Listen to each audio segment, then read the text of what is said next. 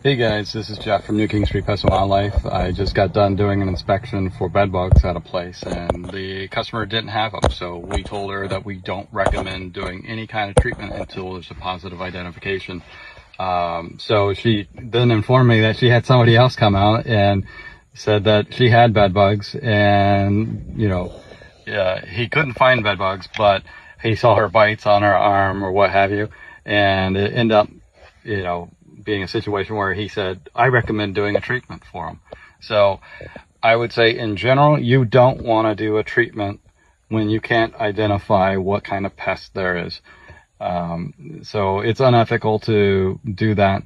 And if you ever have any questions about that kind of thing, just send a link or see it in the DM to me or post a comment and we'll be glad to answer any questions for you. All right. Thank you.